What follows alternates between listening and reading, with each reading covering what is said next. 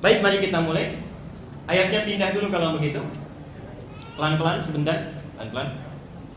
Quran surah Al-Hujurat. Surah berapa? 49, ayat 13. Tambahkan dulu.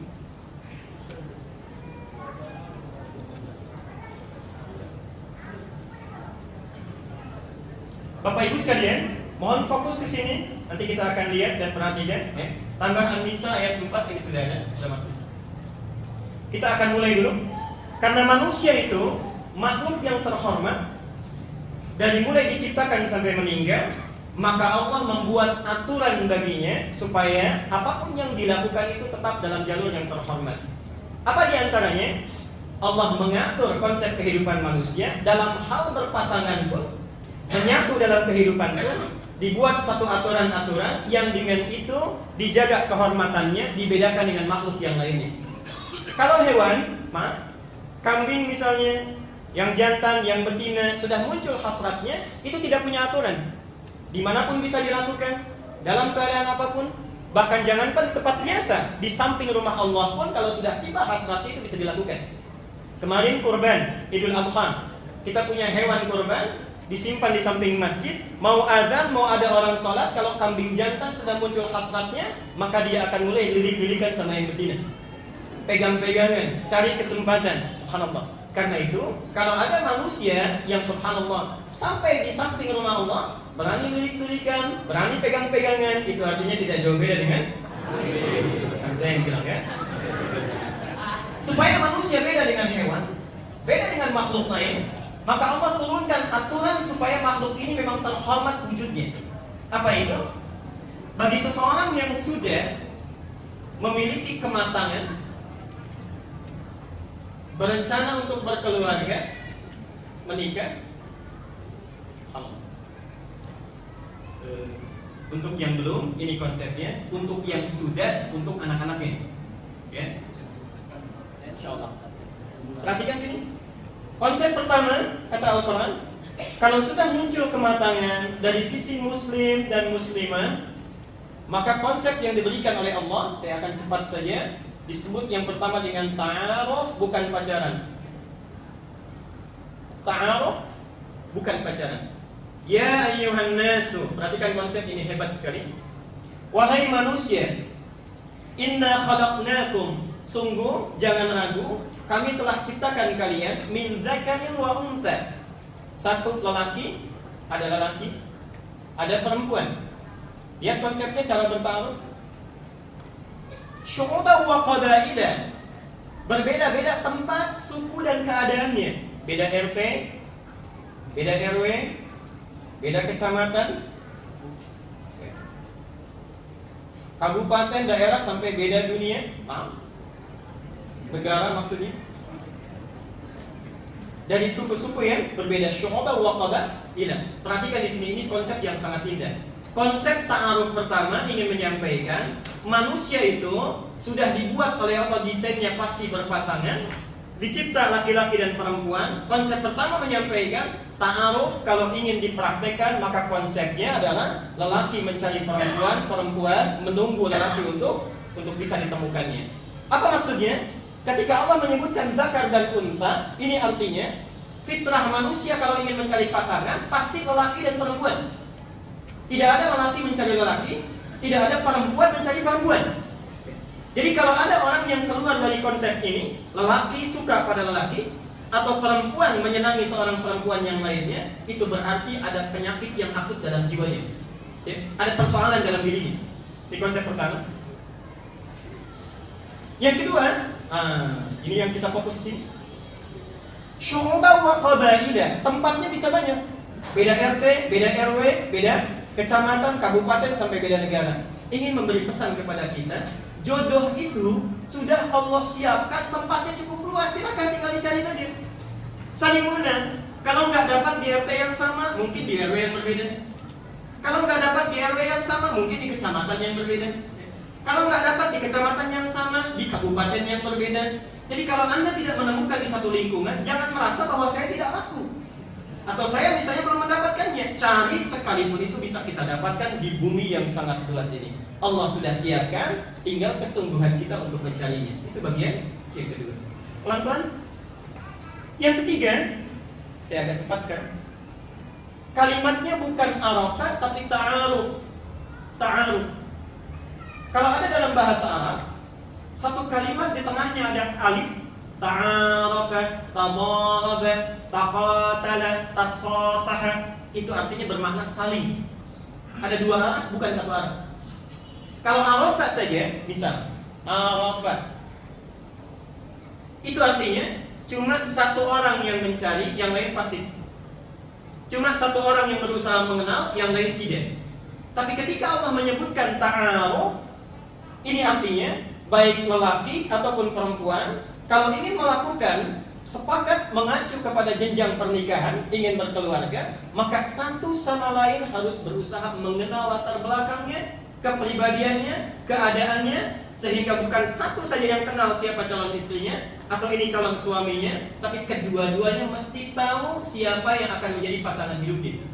Jadi disinilah Bapak Ibu sekalian, mohon maaf saya ingin tegaskan, seringkali terjadi keretakan dalam rumah tangga karena ternyata ketika menikah sebelumnya tidak pernah tahu tentang siapa pasangannya. Jelas sampai sini? Diturunkan satu aturan, saya cepat. Bagaimana sekarang petunjuk Nabi SAW yang menerjemahkan Al-Quran supaya dalam mencari pasangan ini sesuai dengan petunjuk-petunjuk Quran dan Sunnah sehingga kehormatan kita itu tetap terjaga. Apakah kemudian, mohon maaf, aturannya mesti cari pindah sana sini, kemudian mulai lihat misalnya biodatanya dan sebagainya? Apa yang harus ditentukan, yang harus diketahui? Maka Nabi membuat 4 aturan. Perhatikan di sini.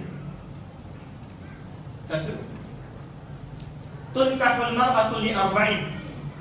Untuk perempuan, seseorang itu dinikahi, seorang perempuan itu motifnya kata Nabi ada 4. Perhatikan. Kalau kita akan menjalin ta'aruf, bapak ibu punya anak akan dita'arufkan, maka Nabi memberikan pesan, perhatikan 4 hal ini.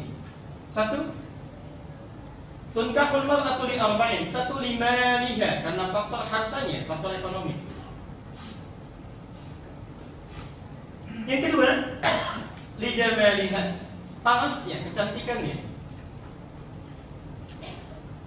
Ketiga, li nasabiha, latar belakangnya.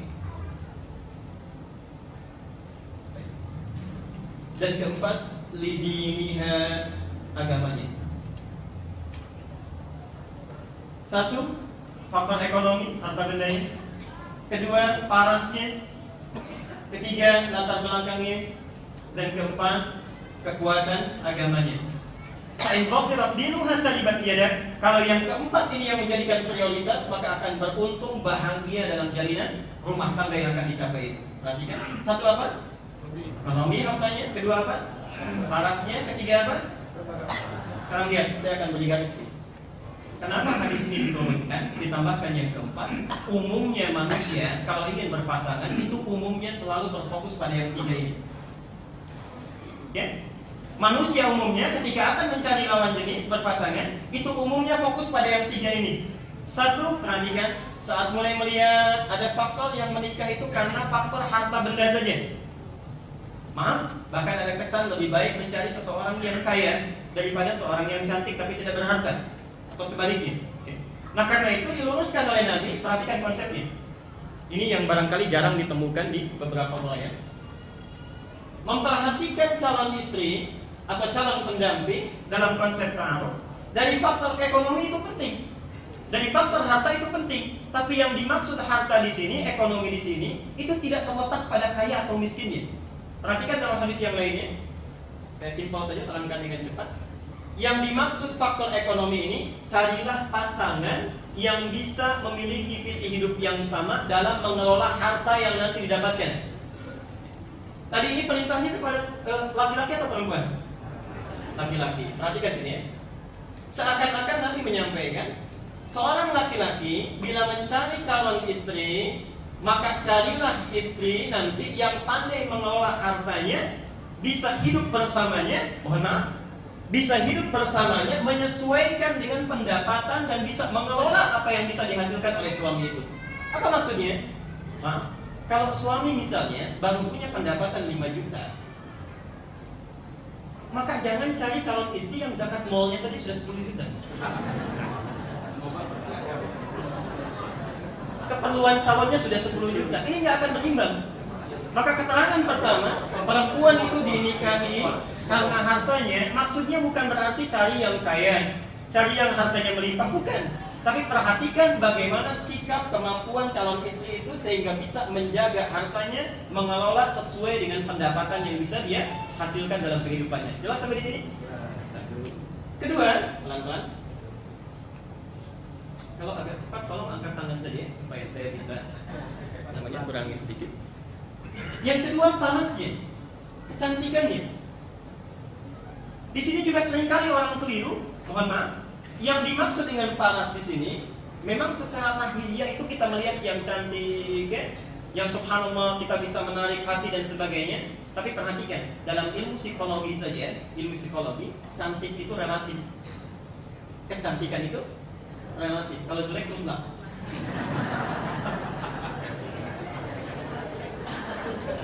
Makanya nggak ada yang jelek kan? Lihat sini sebentar. Karena kecantikan itu sifatnya relatif, perhatikan. Karena itu Nabi mengikat nilai kecantikan ini dalam sabdanya, perhatikan. Seorang perempuan yang cantik, istri yang menawan itu, yang solehah itu, perhatikan, jika engkau memandangnya, tenanglah hatimu. Okay? Jika engkau menatapnya, merasa tentram keadaan dirimu. Jadi kecantikan itu tidak hanya dilihat parasnya, bisa yang ini nilainya 100, ini 75, ini 80, bukan itu maksudnya. Tapi siapapun, bagaimanapun keadaannya, kalau kita bisa melihat perangainya, keadaannya, lihat wajahnya saja, hati sudah tentram. Al-Bukhari nomor hadis yang kelima. Saya ingin tanya, Khadijah, istri Nabi lebih daripada 4. Khadijah dengan Zainab itu cantik mana? Bapak yang saya ulangi. Khadijah dengan Zainab, ibu sebentar, bapak-bapak dulu ya. Cantik mana, Pak? Zainab. Ibu, Khadijah dengan Zainab cantik mana? Sudah lain kan? Umumnya laki-laki itu membayangkan yang fisikal, Zainab. Ibu kebanyakan Khadijah katanya. Perhatikan, pertanyaan saya satu, Bapak tahu dari mana Zainab? Sudah, Pak. Sudah.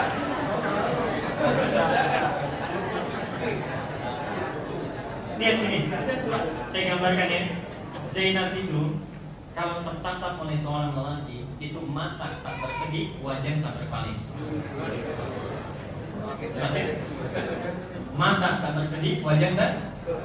Jadi kalau antum para suami pulang ke rumah, lihat istri, mata tak berkedip, wajah tak berpaling, itu milik Zainab.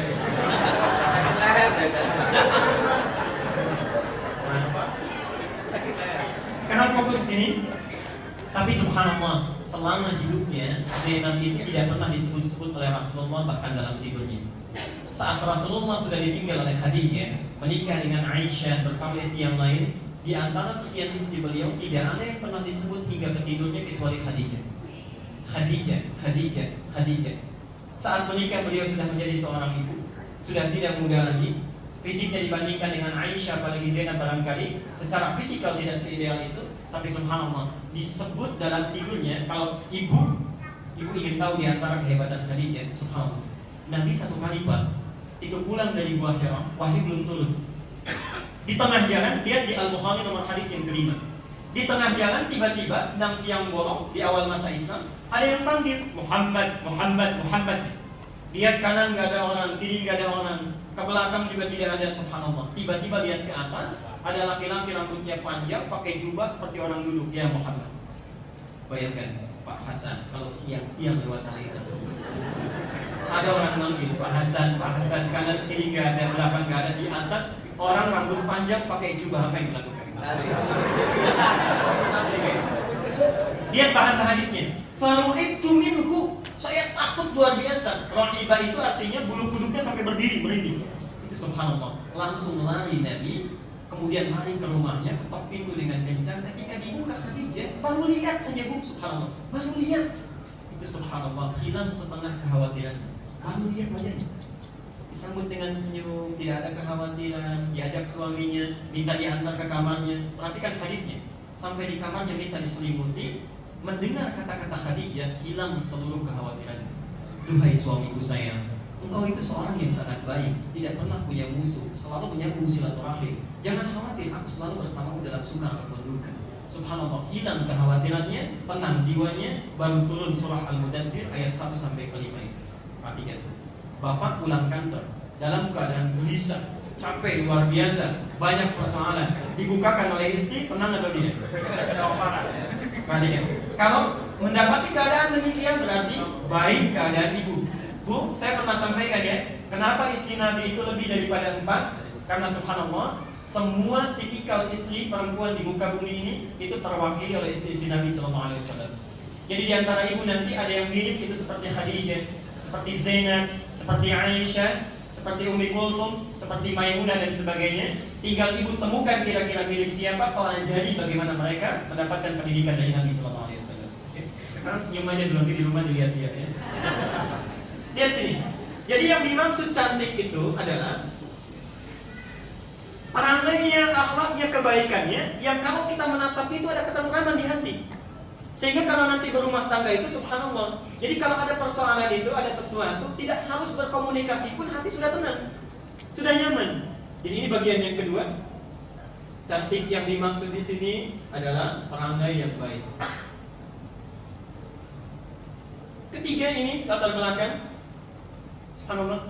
Dilihat pasangan kita ini asalnya dari mana, pendidikannya dari mana, kemudian anak siapa, keturunan siapa dan sebagainya. Hati-hati kata Nabi, jangan engkau cari perempuan yang al-nisa'ul hasna atau imra'atul hasna allati tanbutu fil manbatis su'. Jangan engkau cari seorang perempuan calon istri walaupun cantik tapi tumbuh di tempat yang sangat buruk. Tumbuh di tempat yang sangat buruk. Bapak Ibu sekalian, ini tolong fokus ke sini. Saya mohon dengan sangat karena kemarin terjadi kasus di MUI. Ada seseorang menikah. Kenapa ini penting dipastikan latar belakang? Satu, untuk memastikan, ini yang paling penting, apakah ada hubungan mahram atau tidak. Beberapa bulan lalu ada kejadian menikah, sudah punya 3 anak, ternyata diteliti itu berasal dari satu ibu susuan yang sama. Satu ibu susuan yang sama. Akhirnya mau tidak mau dipisahkan padahal sudah punya anak 3. Karena itulah pada bagian yang ketiga ini sudah mulai serius, dicari latar belakangnya, ada hubungan mahram atau tidak, cari kesesuaiannya dengan calon suaminya sehingga ketika berumah tangga ada kebaikan yang bisa didapatkan. Yang keempat ini yang terakhir dan ini yang paling penting, faktor agama. Nabi menyampaikan kalau ada seseorang datang ke rumahmu, engkau ridhoi akhlak dan agamanya, maka jangan pikir panjang, segera nikahkan anakmu dengan orang tersebut. Subhanallah, perhatikan urutannya. Kalau mengurutkan seperti ini dalam hadis itu, jangan diurutkan dari atas ke bawah. Kalau kita ingin hitung dari atas ke bawah, maka urutannya ini harapan 1, juara 3, juara 2, juara 1. Cek. Harapan 1, juara 3, juara 2, juara 1. Jadi kalaupun ada orang yang misalnya mohon maaf, pengelolaannya hartanya baik tapi agamanya kurang baik, belum ideal. Ada orang yang perangainya baik tapi agamanya kurang bagus, belum ideal. Bahkan seorang ulama pernah menyampaikan, ini agama nilainya 1, yang ini 0, yang ini 0, yang ini 0. Jadi kalau ada seseorang misalnya bagus pengelolaan hartanya tapi agamanya kurang bagus, berapa nilainya? 0. Bagus perangainya, berapa nilainya? 0 lagi. Bagus kemudian yang ketiganya dari sisi latar belakang S1, S2, S3 misalnya, subhanallah. Tapi tidak bagus agamanya, berapa nilainya? 0. Perhatikan, ada seorang agamanya bagus, sudah bagus, pandai mengelola harta. Berapa poinnya? 10. Sudah pandai mengelola harta, cantik, luar biasa. Berapa poinnya? 100. Sudah seperti ini, latar belakangnya juga bagus, berapa nilainya? Subhanallah, ini yang paling sempurna. Kalau sudah datang yang seperti ini, sudah kelihatan, jangan ditunggu, segera langsungkan. Mudah-mudahan dengan itu bisa mendapatkan konsep ta'aruf yang paling baik. Jelas sampai di sini? Baik. Mas Andika kira-kira berapa poinnya? Baik. Terus dilihat ya. Insyaallah. Saya teruskan. Nah, sekarang saya akan agak hati-hati. Ini yang paling penting. Kalau sudah ta'aruf berjalan, ditemukan kemudian pasangan yang ideal, cocok, agama bagus, maka konsep yang kedua khitbah. Tolong fokus ke sini, ini sesuatu yang sangat menentukan nanti karena syaitan sudah mulai masuk. Bapak Ibu sekalian hati-hati, kalau jalinan ta'aruf sudah mulai disatukan di awal, ta'aruf sudah mulai terjadi dan disepakati ini, Nabi menyampaikan pernikahan itu bisa menyempurnakan setengah agama masing-masing. Sedangkan kalau orang sempurna dalam beragama, syaitan itu tidak akan punya kesempatan untuk menggodanya. Karena itulah hati-hati, kalau ta'aruf sudah mulai dijalani, maka syaitan akan berusaha meningkatkan kualitas dan kuantitas godaannya. Masuk tahap yang kedua. Kalau ini sudah didapatkan, jangan tunda, langsung lakukan khitbah. Khitbah, saya tulis Arabnya.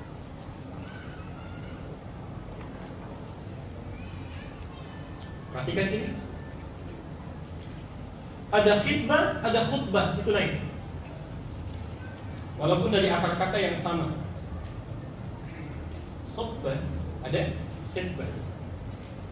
Pelan-pelan. Dua kata ini itu berasal dari satu kalimat yang disebut dengan khatabah.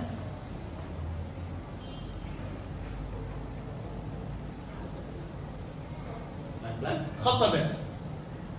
Khatabah ini punya 2-3 arti, 2-3 makna. Satu, sesuatu yang jelas. Kedua, singkat. Ketiga, padat. Jelas, singkat, dan padat. Sekarang perhatikan. Lamaran diistilahkan dalam agama disebut dengan khitbah. Ada i di sini, bukan bu. Terambil dari kata khatabah, ingin memberikan kesan bahwa kalau ta'aruf sudah disepakati akan melangsungkan pada proses lamaran, maka lakukanlah lamaran ini dengan proses yang jelas maksudnya.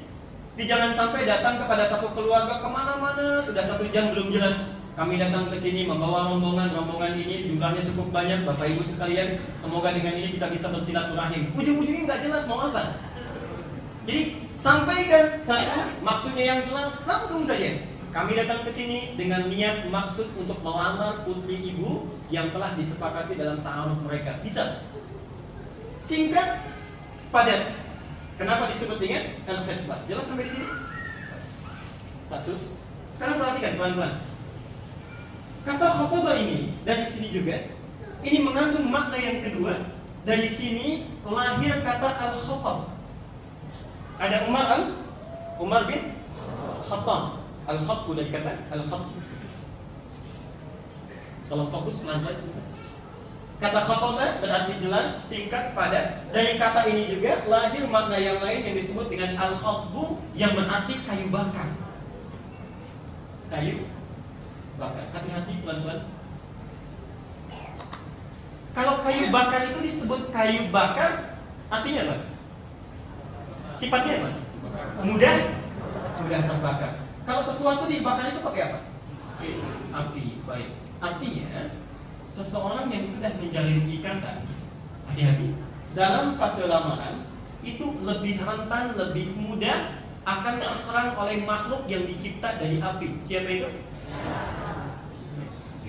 Jadi kalau orang sudah dipasang dengan ikatan lamaran, syaitannya lebih kencang. Bagaimana caranya supaya pisah? Atau minimal sebelum menikah itu sudah bermaksiat dulu.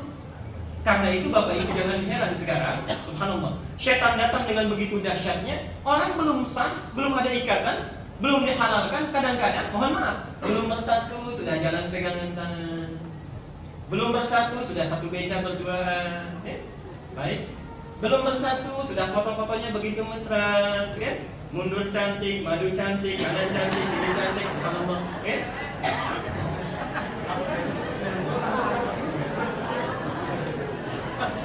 Kok jadi ramai ya? Saya nggak paham itu. Lihat pelan-pelan. Jadi maksudnya, kalau sudah melakukan khitbah itu hati-hati. kadang-kadang itu lebih mudah jadi pintu masuk setan untuk menjadikan kehidupan itu bermaksiat. Perhatikan, kadang-kadang kita lupa merasa sudah saling memiliki padahal belum diikat. Akhirnya keluar itu kasih sayang yang seharusnya ditunda dulu dihabiskan pada masa ini padahal belum halal. Persoalannya ketika sudah menikah habis kasih sayangnya. Akhirnya tidak muncul lagi. Itu bagiannya yang pertama. Kadang-kadang yang kedua ini bisa sampai terpecah, tidak masuk kepada fase yang dinantikan sampai ke tahap pernikahan. Karena itulah Bapak Ibu sekalian, singkatnya, kalau sudah masuk ke masa khitbah, lakukan dengan jelas, dengan singkat, dengan padat, dan hati-hati jaga itu karena belum resmi diikat dalam bentuk akad. Jelas sampai di sini? Baik. Nah, sekarang saya akan masuk kepada intinya. Ini bagian yang terakhir. Maaf, yang ini saya agak cepat karena ini pokoknya. Tolong fokus di sini karena ini inti kajian kita. Nikah.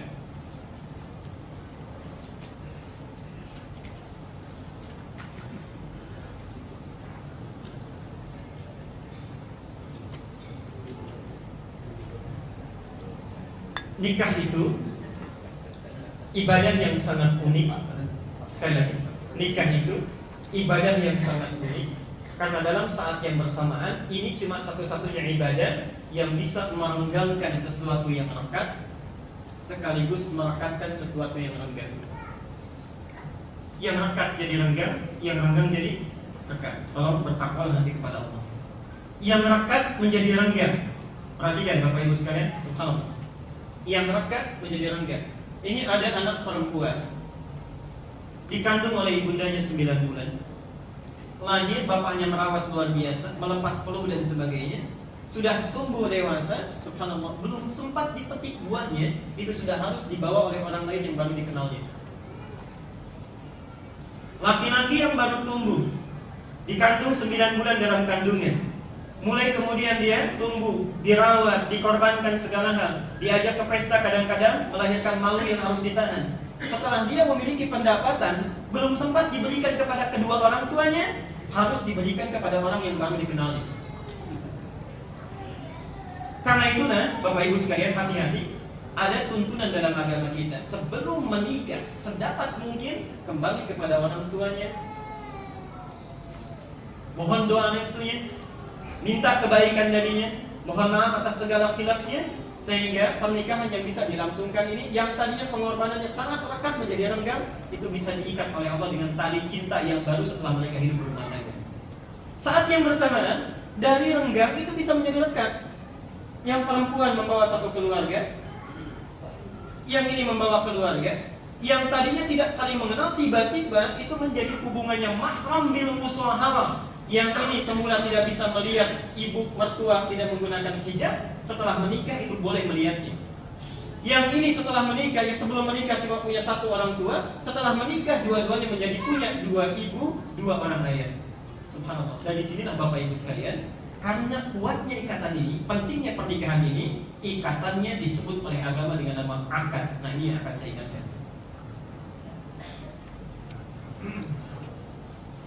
Karena itulah nikah diawali dengan proses akad. Ada yang disebut dengan apa? Akad. Sekarang perhatikan pelan-pelan. Saya ingin tanya dulu, apa itu akad? Tadi Pak Haji Armen menyebutkan boleh membawa lebih dari 1 buku. Yang bisa jawab saya langsung berikan. Saya tanda tangan di akhir. Ya, tapi kalau nggak bisa jawab, yang sudah dipegang harus diberikan. Akad? Ya. Akad itu apa? Tali. Ini baru dapat sampulnya. Ada yang lain? Janji. Ikatan, apa lagi?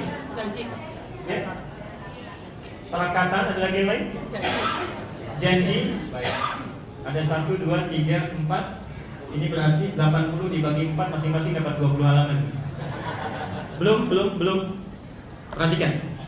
Akad itu adalah ikatan yang sangat kuat, yang mesti dirawat, dijaga, jangan sampai terlepas dan terpisahkan.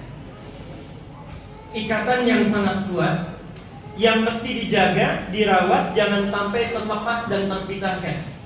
Dari sini muncul kata akidah.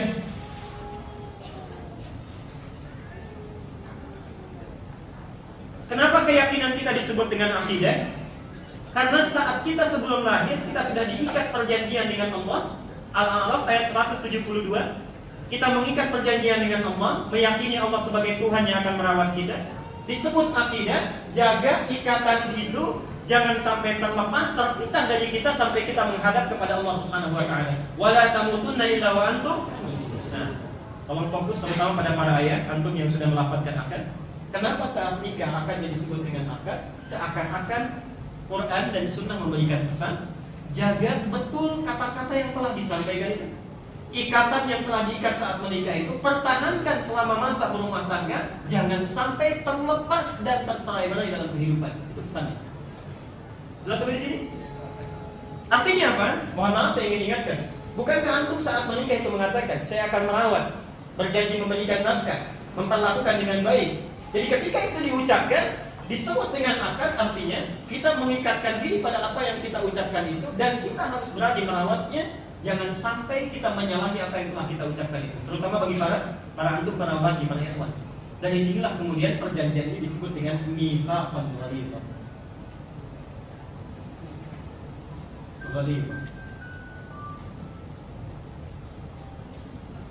Pelan-pelan konsepnya. Karena akad sudah disampaikan, ada ikatan yang mesti dipegang. Kita sekarang bertanya, ya Allah, bagaimana caranya supaya saya bisa mengikat ini sehingga pernikahan itu bisa langgeng, bisa baik, ada dalam ridhamu sampai kita menghadap kepada Allah Subhanahu wa taala. Karena itulah diturunkan konsep-konsep untuk menjaga ikatan ini supaya baik dalam rumah tangga. Kita mulai konsep pertamanya dengan Ar-Rum, Quran surat 30 ayat 21.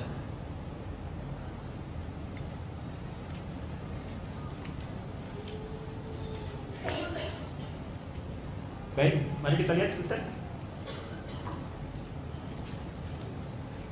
Baik, mari kita bacakan ayatnya. Bismillahirrahmanirrahim. Wa min ayatihi an khalaqalakum min anfusikum, kemudian azwaja. Berarti dulu di situ.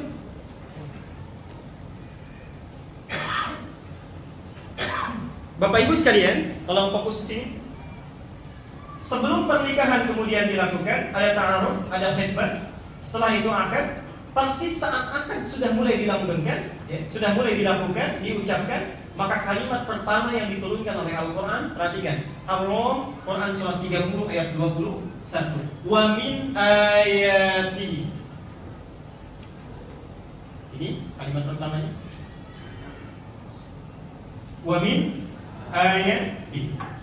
Bapak Ibu sekalian, bila di Quran ditemukan kalimat ayat, ini bentuknya jamak, tunggalnya seperti ini, ayatun. Ayat itu artinya tanda yang mendekatkan kita dengan Allah. Tanda yang sangat jelas yang mendekatkan kita dengan Allah.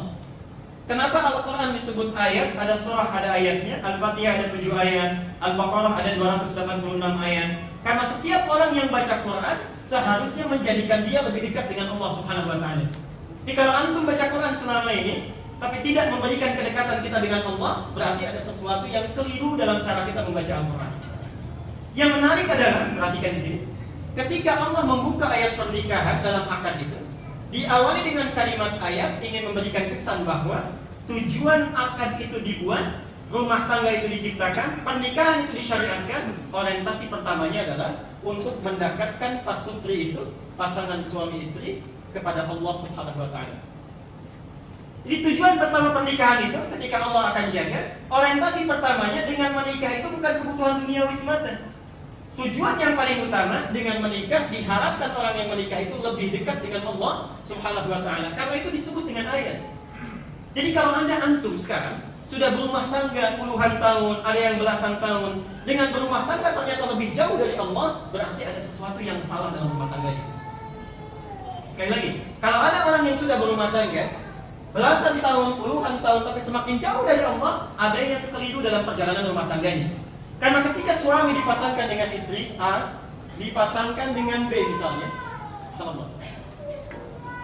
A yang tadinya tidak rajin sholat, diharapkan menikah dengan B, menjadi lebih rajin sholatnya. B belum bisa mengaji, diharapkan menikah dengan A, subhanallah bisa lebih lancar mengajinya. Kalau ada seseorang sudah menikah, sholatnya semakin menjauh, zakatnya tertunda, mengaji tidak pernah dilakukan, berarti ada yang salah dalam perjalanan rumah tangga ini. Karena itulah Bapak Ibu sekalian, sebelum saya melanjut kepada bahasan selanjutnya, coba merenung dulu 1, 2, sampai 3 detik. Tanyakan pada diri kita, sampai sekarang antum berumah tangga itu sudah mendekat kepada Allah atau bahkan semakin jauh? Kalau ada pendekatan ini yang kita dapatkan, berarti bahagia kita. Tapi hati-hati, kalau semakin menjauh dari ini, ada yang salah dalam proses rumah tangga yang telah kita jalankan. Teruskan, dan saya nanti akan berhenti dulu di sini. Barangkali nanti kita akan dialog sebentar.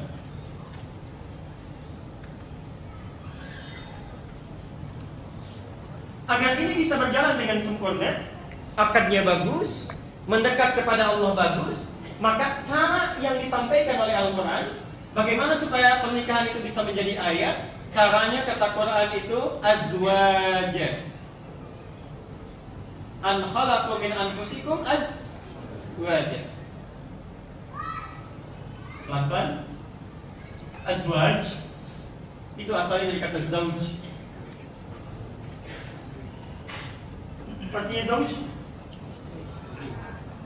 Ada yang lain? Baik. Pasangan yang saling melengkapi, menyempurnakan, itu zauj. Pasangan yang saling melengkapi dan menyempurnakan.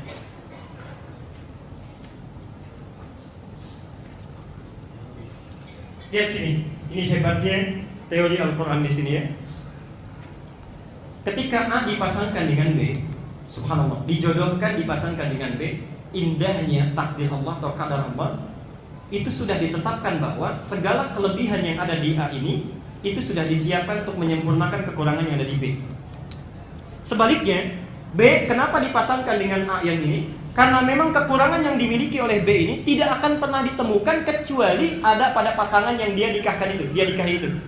Jadi subhanallah Bapak Ibu sekalian, berbahagialah ketika kita telah menemukan pasangan kita, jodoh kita. Itu artinya ketika Allah menyebut keduanya ini kata zauj, memang ada A, B, memang ada kekurangan di A ini yang tidak mungkin bisa dilengkapi kecuali ketika dinikahkan dengan B. Disinilah Nabi seringkali menyampaikan bahwa suami yang dititipkan kepada A atau istri yang dititipkan kepada B, itulah pasangan terbaiknya. Kadang-kadang setan itu kalau sudah berumah tangga masuk kepada kita, memberikan isyarat-isyarat. Kadang-kadang rumput tetangga itu lebih hijau dibandingkan yang ada di dalam rumah. Mohon maaf, ya, mohon maaf. Kelihatannya seperti ideal, seperti bagus yang di luar itu. Padahal apa yang ada di dalam rumahnya itulah kebutuhan yang bisa dia bawa sepanjang hidupnya. Jadi hal yang pertama diyakinkan oleh Quran, ketika Allah sudah memasangkan satu dengan yang lainnya, yakinlah bahwa inilah pasangan saya yang paling ideal selama di dunia. Ini yang bisa menyempurnakan kekurangan saya, melengkapi keadaan saya, yang dengan itu mudah-mudahan menjadi langgeng sampai menghadap kepada Allah Subhanahu wa taala. Ini bagian yang pertama. Dan disinilah Bapak Ibu sekalian, uniknya kalau antum menemukan kalimat anfus, wa min ayatihi an khalaqalakum min, perhatikan, sebelum kata azwajah itu diawali dengan kata anfus. Apa artinya anfus? Asalnya dari kata nafas. Nafas itu bisa punya dua arti. Satu, bisa berarti karakter diri, sifat, perangai. Bisa berarti rasa, perasaan. Hati-hati, saya ingin berikan pesan. Pelan-pelan. Ketika Allah mengatakan kalau sudah menikah itu disempurnakan saling melengkapi, diawali dengan kalimat nafas, bahkan dijamakkan menjadi anfus. Yang pertama, ada peringatan di Quran bahwa saat dipasangkan itu membawa karakter, sifat, dan perangai yang beda, tidak sama. Suami ini dari latar belakang yang berbeda, pendidikannya lain. Yang B, istri asalnya dari negara yang berbeda, maaf, bisa kecamatan berbeda, kota yang berbeda, kabupaten yang berbeda, pendidikannya lain. Ketika antum sudah mulai disatukan menjadi satu pasangan yang utuh, mohon maaf, Quran meminta kita untuk sadar, hati-hati, kamu satu sama lain bukan dari latar belakang yang sama, salinglah melengkapi, jangan saling menggali kekurangan-kekurangan yang mungkin lahir ketika menikah. Karena saat sebelum menikah nggak akan ketahuan, nggak kelihatan. Punya karakter yang lain nggak kelihatan, yang ditampakkan tuh bagus saja. Maaf ya, kelihatannya baik, senyumnya semua baik, mulai pembeliannya bagus, ajakannya bagus, traktirannya banyak dan sebagainya. Subhanallah. Saat sudah mulai dipasangkan, Oh ternyata kok nyimpen pakaiannya di sini ya sembarangan. Oh ternyata kalau sudah makan tuh begitu ya. Oh ternyata kalau sudah tidur tuh begini ya. Karena itulah Bapak Ibu sekalian, singkat saja, walaupun berada dalam latar belakang yang berbeda, pasti punya kekurangan. Kalau sudah dipasangkan, yang di istri dilengkapi oleh suami, yang di suami dilengkapi oleh istri. Tidak boleh saling menggali kekurangan masing-masing. Jelas sampai di sini? Satu, saya cepat saja. Yang kedua, ini yang paling penting. Ketika antum sudah dipasangkan dengan pasangan yang ditetapkan oleh Allah, itu hati-hati setelah dipasangkan kata Allah, min anfusikum, itu sudah punya satu jiwa, satu perasaan. Jadi jangan sampai saling mengkhianati antar pasangan. Kenapa? Karena sedikit saja antum keluar dari jalur ini sudah dipasangkan, saling melengkapi, punya satu rasa, satu perasaan. Misal sedikit saja kita bohong, itu pasangan kita pasti punya rasa itu. Saya beri contoh misal, bapak misalnya pulang telat saja dari kantor, di luar kebiasaan. Lalu ditanya oleh istri, Pak tadi dari mana? Kita katakan misalnya ada rapat, padahal main dulu ke tempat lain. Itu pasti, mohon maaf, pasti diminta atau tidak ada rasa yang lain dalam dirinya. Karena Allah sudah berjanji di sini, kalimat zawuj itu diawali dengan kata nafas, anfus. Itu artinya kalau sudah seseorang menikah, pasti dia memiliki ikatan rasa yang sama. Jadi jangan sekali-kali mengkhianati nilai-nilai perjanjian ini. Kalau kita bergeser sedikit saja, pasti akan ada rasa yang timbul dalam sisi pasangan kita. Jelas sampai sini? Baik. Saya teruskan. Pelan-pelan, dan saya akan berhenti di sini. Berhenti dulu sebentar. Supaya keberpasangan ini terjalin dengan baik, kemudian berlangsung dengan baik, terjaga kehormatannya, maka Allah memberikan peran dan tugas-tugas tertentu beda antara suami dengan istrinya. Mari kita lihat pelan-pelan. Satu, keluarga sudah menikah, kemudian sudah menyatu, diharapkan jadi azwaj, pasangan yang saling melengkapi. Untuk mencapai itu, kemudian Quran menurunkan peran, tugas, dan kewajiban. Suami, kita lihat dulu. Yang pertama diungkap oleh Al-Quran ketika mulai menikah. Untuk mendapatkan konsep zawuj itu, maka suami ditugaskan oleh Allah menjadi seorang pemimpin. Quran surah 4 ayat 34. Pendidikan, saya akan fokus di sini. Bapak dan Ibu sekalian, terutama para ayah, tolong di sini kita akan evaluasi. Yuk kita baca Quran surah 4 ayat 34. Ar-rijalu qawwamuna 'ala. Saya tuliskan. Ar-rijalu, para suami itu, para lelaki, qawwamuna 'ala nisa. Pemimpin bagi istrinya. Yuk pelan-pelan sebentar. 1, 2, 3. Bapak Ibu sekalian, ketika Al-Quran menyebut peran pertama seorang suami, ini harus saling mengenal, jangan sampai tertukar. Ya. Jadi ingat, siapa yang akan menikah atau yang sudah menikah, ingat, suami ditetapkan oleh Allah sebagai pemimpin, istri bukan bagian itu. Jadi jangan sampai nanti dalam kehidupan rumah tangga jadi tertukar. Istri menjadi pemimpin, suami menjadi yang dipimpin, itu keliru. Ya. Mari kita lihat. Ketika Allah menyebut seorang lelaki dengan pemimpin, qawwam, maka yang pertama kata ulama, didapatkan oleh laki-laki itu sudah ditanamkan pada dirinya jiwa-jiwa dan karakter kepemimpinan. Karakter kepemimpinan. Pada istri tidak ditanamkan ini, pada suami ditanamkan. Artinya, ketika di dalam diri suami sudah ditanamkan karakter kepemimpinan, karakter yang paling menonjol dari seorang pemimpin itu apa? Bawah. Ya, di bawah. Di bawah, apalagi? Tegas, apalagi? Berani. Nah, yang paling tepat, karakter yang paling menonjol dari seorang pemimpin tidak mau dipimpin.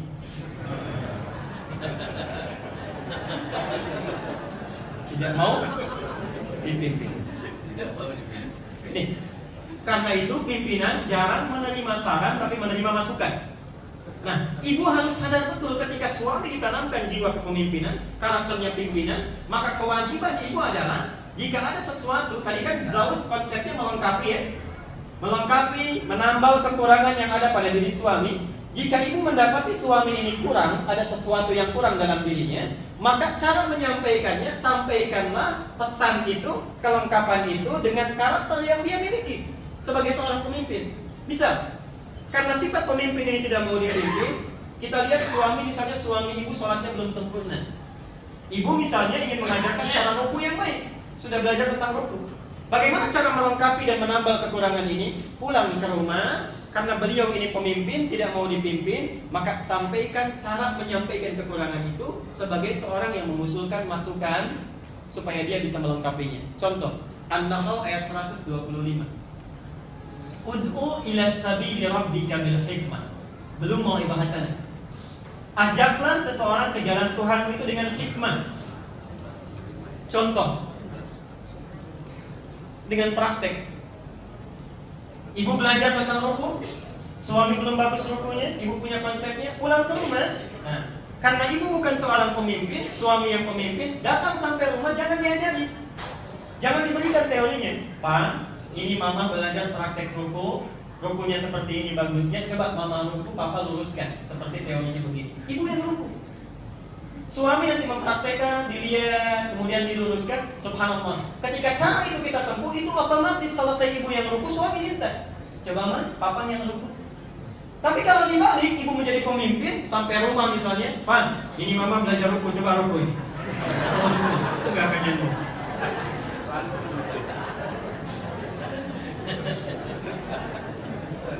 Ini penting saya sampaikan karena 3-4 bulan yang lalu di satu daerah di Bekasi, itu ada suami istri, subhanallah, tidak saling sapa semalaman sampai subuh karena permasalahan yang sepele. Suaminya sholat, dalam sholat isya, sujudnya itu lututnya dulu yang turun. Istrinya belajar, tangannya dulu yang turun. Selesai sholat, tidak dipraktekkan konsep ini. Kata istrinya, papa itu salah, gak sesuai sunnah. Harusnya tangan dulu, bukan lutut dulu. Kata suaminya, mama yang gak baca hadis tuh. Mama yang gak baca hadis, yang betul itu lutut dulu baru kedua telapak tangan dulu. Padahal dua-duanya itu gak baca sama sekali.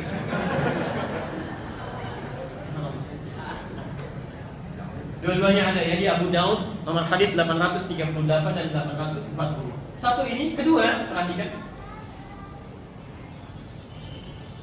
Karena sudah ditetapkan jiwa karakter kepemimpinan dalam suami, karena itulah Allah memberikan ilmu-ilmu khusus, ilmu kepemimpinan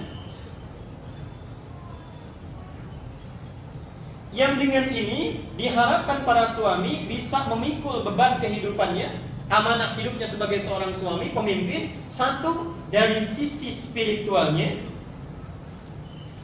yang kedua dalam kehidupan sosialnya. Pelan-pelan. Dari sini mohon maaf, dari sisi spiritual, antum wajib sholat tidak? Kalau hukumnya meninggalkan sholat apa?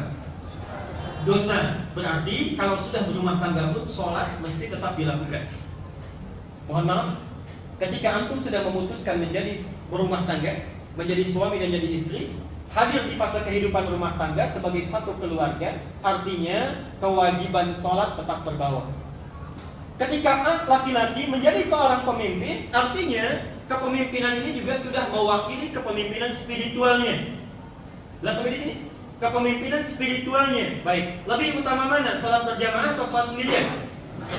Berjamaah. Tatkala suami tidak sempat untuk ke masjid, dia berada di rumahnya, maka karena Allah sudah menjadikannya seorang pemimpin, punya kewajiban dia untuk menjadi pemimpin dalam salatnya. Karena itulah diperintahkan para lelaki oleh Nabi SAW untuk belajar tentang agamanya. Sekarang persoalannya, kalau antum sampai menikah, mohon maaf, tidak bisa baca Quran, tidak tahu tentang fikih sholat, tidak tahu cara sholat yang baik, maka bagaimana menjadi imam dalam keluarga? Bagaimana bisa menjadi pemimpin sholat yang baik? Karena itulah ketika antum memutuskan menjadi seorang suami, itu artinya sudah siap menjadi pemimpin spiritual dalam kehidupan rumah tangga. Jadi kalau ada di rumah anak yang gak bisa sholat, istri yang gak bagus sholatnya, hal pertama yang harus dilihat itu bukan istrinya. Jangan disalahkan sekolah anak-anaknya, tapi ditanyakan sampai sejauh mana para ayah itu sudah bisa menjadi imam dalam kehidupannya. jangan tinggalkan masjid ini bagi para ayah kecuali antum bertekad untuk memperbaiki kualitas sholat dan kuantitas sholat di dalam kehidupan rumah tangganya. Itu bagian yang pertama. Demi Allah saya katakan, para lelaki itu suatu saat akan ditanya oleh Allah. Antum sudah berniat menjadi seorang suami, bertekad, mengucapkan akad. Kenapa selama hidup berkeluarga tidak pernah menjadi imam? Kenapa tidak mau belajar tentang sholat? Kenapa tidak mau mengaji? Ketika memutuskan menjadi seorang pemimpin, artinya sudah siap kita membawa nilai-nilai spiritual dalam kehidupan kita. Plus yang ini, pemimpin dalam kehidupan sosial. Perhatikan, ayatnya teruskan. Faddalallahu ba'dahum ala ba'din wa bima anfaqu min amwalihim. Saya berhenti di sini. Dan para suami itu sudah dititipkan oleh Allah, diberikan perangkat untuk mencari nafkah yang bisa memenuhi kebutuhan hidup keluarganya. 3 hal ini. Pelan-pelan, saya berhenti dulu, nanti sejenak kita dialog sebentar. Bapak dan Ibu sekalian, tolong fokus di sini. Ketika Allah menyebutkan para lelaki atau suami diberikan kewajiban untuk mencari nafkah, ini mengandung 2 konsekuensi utama. Satu, yang pertama, artinya dalam diri suami itu sudah disiapkan perangkat-perangkat kemudahan untuk mencari nafkah. Jadi bukan pada diri istri ya, perangkat kemudahan untuk mencari nafkah. Jadi kalau suami ini mau bekerja saja, apapun pekerjaannya, itu pasti didapatkan nafkah yang telah dijanjikan. Dan itu jangan ditukar, hati-hati, jangan sekali-kali ditukar. Istri tidak punya kewajiban mencari nafkah. Sekali lagi, tidak punya kewajiban mencari nafkah. Kalau Anda ingin bekerja, berbisnis yang tidak, sekali lagi, yang tidak menggugurkan, merendahkan kewajiban di rumah tangga, ada peluang baik bisa dilakukan, itu tidak dilarang. Walaupun kata Quran itu akan sulit. Tapi sekali lagi, itu bukan mencari nafkah. Jadi kalau ada seorang suami membebani istrinya untuk mencari nafkah, maka berdosa dia. Salah dia. Saya selalu mengatakan sebetulnya di Libya saya berikan fatwa, itu tidak boleh sampai terjadi seorang suami mengirim istrinya ke jauh, ke negara yang berbeda untuk mencari nafkah dan bekerja. Itu dosa besar. Suaminya cuma tidur saja, cuma lontang-lantung saja di daerahnya, istrinya sibuk mencari kehidupan, nafkah di negeri orang, dan disitulah kemudian kalau menyalahi fitrah, maka keburukan-keburukan akan besar kemungkinan terjadi. Satu. Yang kedua, nah ini Pak, tolong antum fokus di sini, ini rumusnya dan rahasianya. Kenapa dalam diri lelaki diberikan kewajiban untuk mencari nafkah? Selain sudah diberikan perangkatnya, kalau laki-laki yang mencari, itu otomatis rezeki istrinya, anaknya, anggota keluarganya itu langsung diberikan kepada suami yang dalam pekerjaannya itu dia bekerja mencari nafkah. Tapi kalau istri yang cari, itu yang didapatkan bukan rezeki suaminya, bukan rezeki anaknya, cuma rezeki dia saja. Saya ulangi ya, perhatikan sini.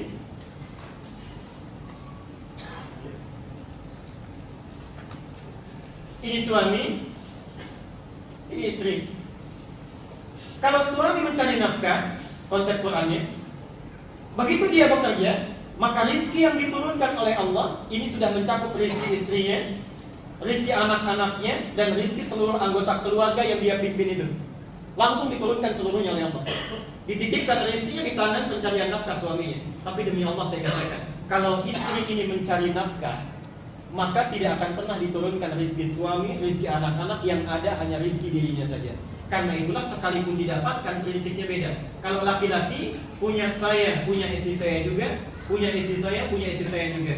Tapi perempuan lain, kalau dia dapat sesuatu, perhatikan prinsipnya. Punya saya, punya dia, punya. Oh, kan?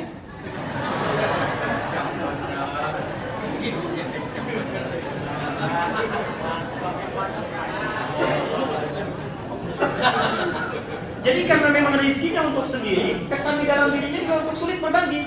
Ini kan hasil kerja mama Pak. Nah, udah muncul. Kalau suami tidak, karena sudah dibebankan jiwa nafkah dalam dirinya, pasti dibagi. Ada tuntutan yang kalau tidak berikan, sekecil apapun pasti ada rasa penyesalan dalam dirinya. Nah, Bapak Ibu sekalian, jadi ini konsep yang pertama. Baru suami dulu, kita akan berhenti dulu di sini. Jadi suami itu adalah seorang pemimpin. Jangan ditukar. Ada kisah di satu tempat ini, mohon maaf, saya katakan tidak ada dalam Islam suami takut istri. Tidak ada. Tidak boleh saling menakuti. Enggak suami takut istri atau istri takut pada suami. Satu kali Pak RT mengumpulkan warganya laki-laki. Dikatakan katanya ini semua pada takut pada istrinya. Ini dikumpulkan beberapa orang. Kata Pak RT, yang takut pada istrinya pindah ke sebelah kanan. Itu semua pada pindah kecuali seorang. Diam saja dikit. Dipuji oleh RT-nya, RT-nya juga takut pada istrinya. Anda bisa ya berani, katanya hebat di kampung ini. Bukan Pak, katanya istri saya yang nyuruh saya di sini, nggak boleh.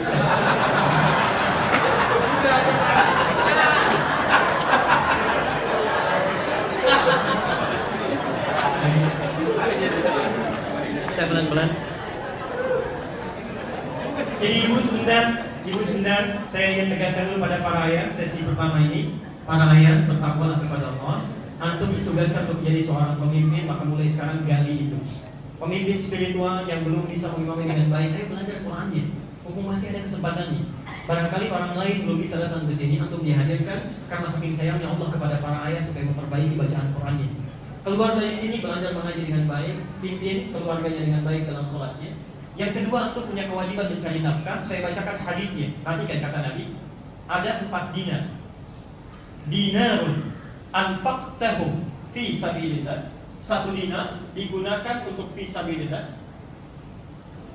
Kirimkan untuk bangun masjidnya dan sebagainya bisa. Fi sabilillah. Dinarun, 1 dinar lainnya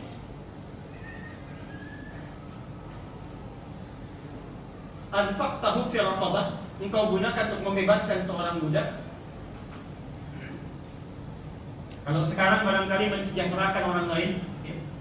Yang ketiga, dinarun, subhanallah, tasaddaqtahu lil masakin, engkau gunakan 1 dinar ini untuk memberikan kesejahteraan bagi orang miskin. Sedekah maksudnya. Yang terakhir, dinarun, 1 dinar yang engkau berikan untuk keluargamu, anfaqtahu li ahlika, diberikan untuk istri dan keluargamu. Perhatikan sini. Kata Nabi, a'dhamuha ajran, yang paling besar pahalanya adalah dinarun anfaqtahu li ahlika, 1 dinar yang engkau berikan kepada istri, para ayah. Jadi kalau antum misalnya nyumbang ke masjid, itu 1 dinar itu kurang lebih 2,5 juta, 2,5 juta misalnya. Nyumbang untuk masjid. Pahala membangun masjid itu dibangunkan apa oleh apa? Surga, ya, surga, maaf, rumah di surga. Ya. Man bana masjidan fil ardi banallahu lahu baitan fil jannah. Orang yang bangun rumah Allah di bumi akan dibangunkan rumah baginya di surga. Perhatikan, ternyata kalau 1 dinar 2,5 juta ini diinfakkan kepada istrinya, diberikan nafkah, itu nilainya lebih tinggi dibandingkan menyumbang ke masjid 2,5 juta. Artinya kalau ke masjid saja memberi, itu sudah dapat rumah di surga, apalagi memberikan kepada istrinya. Jadi antum bahkan, subhanallah, ada riwayat lain menyebutkan 1 dirham yang diberikan kepada seorang istri itu lebih baik nilainya dibandingkan 1 dinar diberikan kepada, bahkan dalam riwayat yang lainnya 1000 dinar diinfakkan fi sabilillah. Sekarang 1 dirham itu cuma 2.500. 1000 dinar 2,5 M. Antum bikin masjid 2,5 M, itu dibandingkan ngasih ke istri cuma 2.500 rupiah, nilainya lebih tinggi yang ini. Maksud saya, kalau antum dari sekarang memberikan uang belanja yang lebih besar, lebih baik dan sebagainya untuk kebutuhan keluarga dan memang pas di situ, itu lebih tinggi nilainya di sisi Allah Subhanahu wa taala. Jadi berbahagialah para ibu yang dapat uang belanja itu. Tapi ingat ya, saya berikan ini, ingat maksudnya bukan berlebihan, bukan untuk dihambur-hamburkan ibu. Perhatikan, karena memang tugas perempuan nanti, saya nanti akan terangkan di kemudian, tugas perempuan itu menuntut untuk materi yang lebih banyak. Jadi mencari seorang perempuan yang, maaf, dalam kata anak sekarang, mencari seorang perempuan yang matre itu tidak boleh. Tapi yang punya jiwa materialistik itu harus. Dan lagi, mencari seorang istri yang matre itu tidak boleh. Tapi yang punya jiwa materialistik itu harus. Kenapa? Karena perannya memang menuntut seorang istri itu untuk mengatur jiwa materinya. Perhatikan. Suami mendapatkan penghasilan misal 1 minggu 100.000. 1 minggu. Istri itu harus menjadikan 100.000 cukup untuk 1 minggu. Antum dapat 100.000 seminggu, istri menjadikan 1 minggu itu 100.000 ini cukup untuk 1 minggu. Berat mana? Yang pertama atau yang kedua? Makanya wajar bila seorang istri itu meminta yang lebih meminta memotivasi untuk mendapatkan peningkatan dari uang belanjanya, antum bekerja dengan maksimal karena barangkali kebutuhan-kebutuhan di rumah tangga mesti dicukupkan tidak seperti yang sebelumnya. Jadi berbahagialah Pak kalau ada seorang istri minta penambahan uang belanja, artinya mengangkat antum supaya banyak pahalanya dan meningkatkan etos kerja dalam kebaikan. Pertanyaan pertama saya untuk para ayah, mau menjadi seorang suami yang dicintai Nabi? Saya nggak dengar. Mau jadi suami yang dicintai oleh Nabi? Disayang oleh Allah? Ibu yang suaminya hadir di sini tinggal ditagih di rumahnya ya. Baik, saya tutup dulu sesi ini dengan menyampaikan kasus di Garut yang kemarin terjadi. Ada pertanyaan disampaikan pada saya. Dari semua uraian ini saya berhenti sebentar. Saya belum bicara tentang istri, jadi nggak apa-apa Pak, nggak usah khawatir. Nanti istri juga saya sampaikan. Bapak Ibu sekalian, ingat ya, terutama bagi para ayah, yang terpenting tolong maksimalkan peran antum sebagai pemimpin spiritual. Mulai sekarang belajar baca Quran, hafalkan ayat-ayatnya. Karena kemarin kejadian di Garut saat kami ada rilang dakwah ke Ciamis, mampir ke Garut, ada pertanyaan, ini kasus nyata, bukan kisah hanya untuk membuat kita tersenyum atau melihat berbagai sisi yang lainnya. Ada seorang yang selama hidupnya itu cuma belajar surat Al-Ikhlas, Qul huwallahu ahad. Saat menikah yang hafal pun cuma ini. Satu kali mertuanya, subhanallah, mertuanya itu minta untuk diimami oleh menantunya ini. Salat pertama dimulai yang jahar maghrib, Qul huwallahu lagi.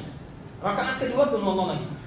Isya juga begitu, subhanallah. Begitu masuk pada waktu yang lainnya, kemudian mertuanya bilang, nah, cobalah selanjutnya, katanya kurang lebih bahasa sayanya, ya, bahasa bebasnya, cobalah nanti baca surat yang lain. Gak apa-apa rakaat pertama Qul huwallahu, yang penting yang kedua yang lainnya, subhanallah. Ketika sholat, beliau takbir, rakaat pertama Qul huwallahu ahad, mertua juga biasa saja. Begitu masuk pada rakaat yang kedua setelah waladhdallin, amin, itu diam lama. Ibu mertuanya menyangka di belakang, mohon maaf, dikira sedang mencari ayat. Ternyata setelah agak lama dia tengok ke belakang, "Mah, boleh nggak Qul huwallahu lagi?" Baik ya.